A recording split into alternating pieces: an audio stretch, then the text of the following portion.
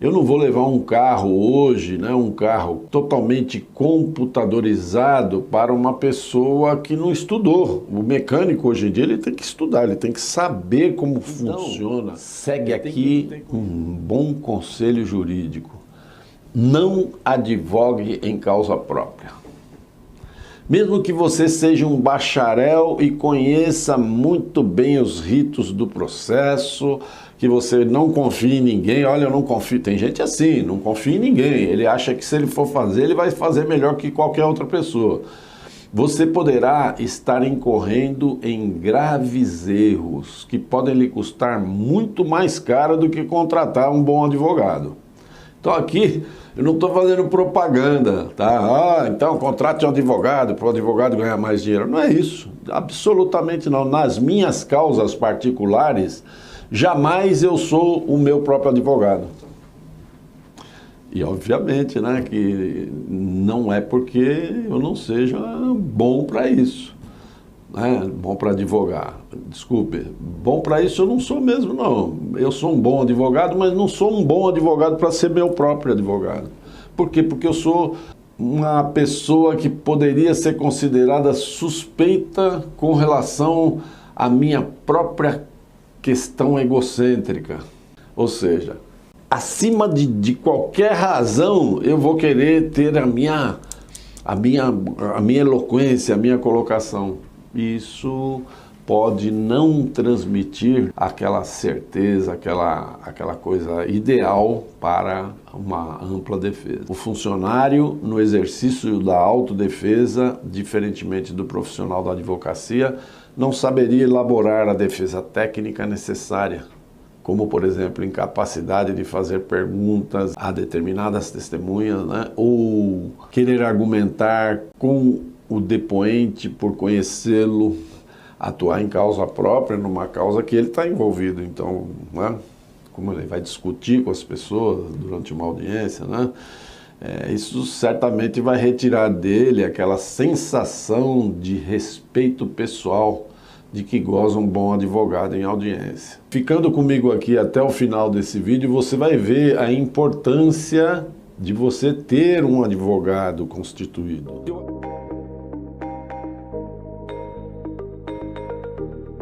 O advogado é conhecedor de todos os meios inerentes à ampla defesa. Tem que conhecer, não é à toa que um advogado ele faz uma faculdade e ele tem que estudar constantemente as mudanças na lei. Por quê? Porque ele tem instrumentos. Eu não vou levar um carro hoje, né, um carro totalmente computadorizado para uma pessoa que não estudou. O mecânico hoje em dia ele tem que estudar, ele tem que saber como funciona, ele tem que ter conhecimentos inclusive de computação, né? Diferente do mecânico de um tempo atrás, né? Daquela pessoa que não tinha o preparo. Então, esse é um aspecto, tá? Eu vou te passar outros aqui, fica comigo. Bom, embora pareça ser de escolha do acusado se fazer representar por advogado ou não, a maioria das unidades processantes exige que seja representado ele por um advogado. E quando ele não apresenta um, eles indicam um advogado ad hoc ou um advogado dativo para fazer a defesa, para não se alegar nulidade depois. Exatamente porque tem esse artigo da Constituição que fala que o advogado é indispensável. A figura do advogado confere o quê? Prestígio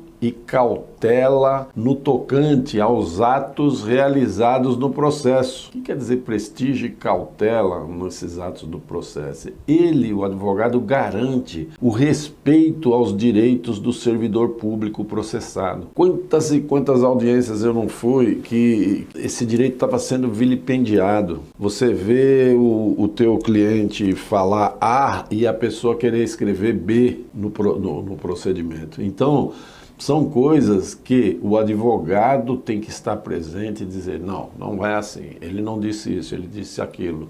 Ou, a minha pergunta é nesse sentido, então tem que fazer valer. Então, o advogado que tem a cabeça centrada na defesa, ele é imprescindível. A presença do advogado em audiências ou ainda em todos os atos do processo administrativo disciplinar como coleta de provas, como diligências, pedidos de diligências e inspeções, no oferecimento de defesa escrita, muito bem escrita, delineada, com jurisprudência, com doutrina, acaba por valorizar toda a atividade processual, visto que isso aprimora os procedimentos disciplinares. Esses procedimentos disciplinares que são promovidos pela administração pública, eles são aprimorados pela presença do advogado, que busca sempre a defesa do servidor processado em qualquer circunstância. Então por aí já dá para perceber, né, que é uma fria você entrar num processo sem advogado. Cabe então ao advogado a missão de elaborar e adotar estratégias de defesa, assumir em dado momento determinadas posições processuais, além de assegurar a igualdade entre as partes do processo. Olha bem, ó, a igualdade entre as partes do processo. Por que o presidente da comissão pode pedir isso e a defesa não pode? Pode e deve. E tem que pedir, desde que tenha plausibilidade, desde que esteja dentro de uma visão de defesa, de uma visão justa. Então, ele não vai dar, o juiz vai dar, porque você vai entrar com mandado de segurança, porque você tem que defender o teu cliente. Então, essa igualdade entre as partes, o Estado e o seu representado, né? Aquela pessoa que você está defendendo. Então, a representação jurídica no processo administrativo é extremamente importante diante da complexidade das questões que envolvem um processo administrativo disciplinar, tanto no tocante aos fatos, quanto no que diz respeito ao direito envolvido. Isso, dentre outros tantos motivos que exigem a presença desse profissional. Porque somente o profissional tecnicamente capacitado terá condições de proporcionar ao acusado uma defesa efetivamente ampla, na medida em que haverá, mesmo nos casos menos complexos, uma vasta gama de argumentos jurídicos que poderiam ser utilizados em favor do acusado, que irão enriquecer, tornar essa defesa rica. E geralmente a pessoa que é leiga, ela vai falar alguma coisa sobre fato e não vai saber concatenar isso com o direito. Então tem que ser feito de uma forma completa, ok? A ausência do advogado não permite a defesa técnica de qualidade, o que prejudica em muito sua defesa. Uma defesa que tem que ser efetiva, explorando todas as alegações de fato e de direito que possam estar a favor do servidor. O processo administrativo disciplinar representa, de uma forma geral, um atentado ou uma ameaça aos direitos do servidor público, embora ele seja legal, mas é uma ameaça aos direitos do servidor, como o direito, por exemplo, à honra do servidor, à imagem, ao cargo público que ele exerce, ao direito ao trabalho, porque poderá ser demitido. Então, a garantia desses direitos é assegurada na medida em que a ampla defesa se opera.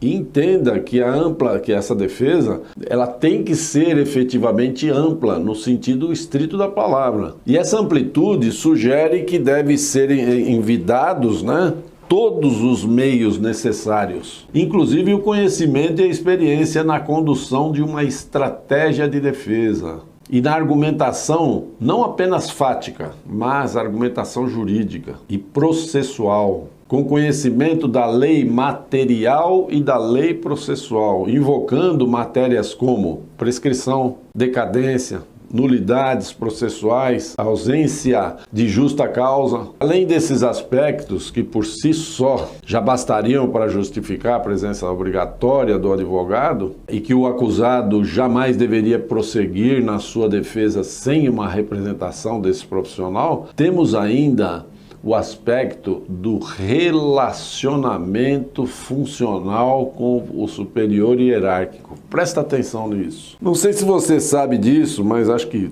tem uma ideia, né? A autoridade processante, aquela pessoa que vai tocar o processo, a gente fala assim, né? O presidente, a pessoa que está conduzindo o processo, que seria, em tese, uma figura parecida com a do juiz, se fosse no judiciário, por força de lei, essa pessoa deve ser sempre, em qualquer causa, uma pessoa hierarquicamente superior àquela pessoa que está sendo processada. E é óbvio, né, que essa relação pessoal, em razão da função, não deixa de ser também uma relação de subordinação, o que, por sua vez, sugere e implica em submissão do subordinado para com o superior hierárquico. Sendo certo, então, que essa relação é indesejável para que se opere uma ampla defesa. Não é isso? Diferentemente dessa relação de subordinação, ou seja, o teu chefe vai te, né, uma pessoa que está acima de você, ela está te processando e você tem que fazer uma defesa. Então, essa relação sua, né, de ser submisso, não interessa. Diferentemente, então, de tudo isso, surge a figura do defensor constituído, que só poderá ser um advogado. Ele deve ser independente, ele deve ser destemido, educado, mas destemido, não tem medo. Ele não pode temer represálias futuras, como o próprio representado, né? Nem futuras nem presentes. Ele deve atuar com o devido destemor. E se assim não fosse, não estaríamos diante da ampla defesa de que trata a nossa Constituição da República, que assevera que o advogado é indispensável para a administração da justiça. O advogado não pode temer entrar numa sala de audiência com medo de quem está fazendo a audiência. Ele deve respeitar e ser respeitado, exigir o respeito. E ali ele tem toda a ferramenta, é como se ele levasse uma caixa de ferramentas lá e falar, agora aqui nós vamos trabalhar. Então, eu quero saber assim, eu quero saber isso. Eu não tenho medo, porque não tenho subordinação, não tenho nenhuma ligação. Quer com o juiz, quer com o promotor, quer com o procurador do Estado. E repito, né? Isso não implica em ausência de boa educação. Isso implica, sim, em fazer a coisa certa, tá? Bom, eu falei para você que havia outros aspectos mais importantes ainda, né? E eu vou te falar agora aqui, ó. Continua aqui comigo que você vai entender. Vou te falar de um outro ponto que talvez seja o mais importante de todos esses que eu já falei até agora.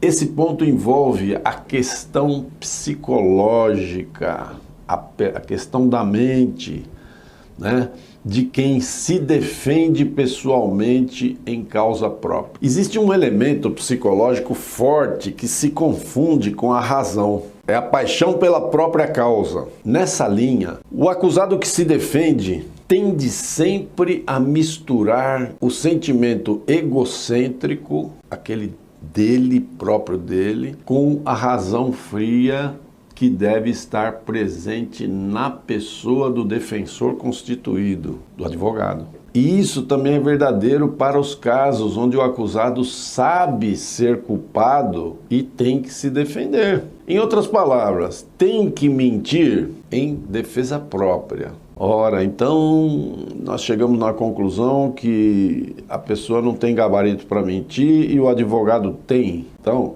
não se trata de mentir ou não mentir. Se trata de cumprir o papel constitucional que diz lá que ninguém é obrigado a fazer contra si mesmo uma prova. Nessa linha existirá um defensor e um órgão acusatório e um órgão julgador. Então cada um no seu papel. A lei assegura que ao acusado é dado o direito de silêncio exatamente para quê? Para que ele não seja obrigado, como são as testemunhas, a dizer a verdade. De onde se extrai a conclusão que, em nome próprio, a defesa pode ser muito mais apaixonada do que arrazoada. E isso fere uma defesa isenta. É bom eu te dizer que são vídeos assim, desse tipo aqui, vídeos com profundidade e de interesse do servidor público que você vê aqui nesse canal. Aqui a gente não brinca em serviço, aqui a coisa é séria. Então, se você quiser estar por dentro de outros assuntos, acompanhe aqui o nosso canal. Se inscreva aqui no canal. Não se esqueça de deixar seus comentários sobre o assunto aqui. Por hoje é só. Um grande abraço e até o nosso próximo encontro aqui nesse canal de conhecimento.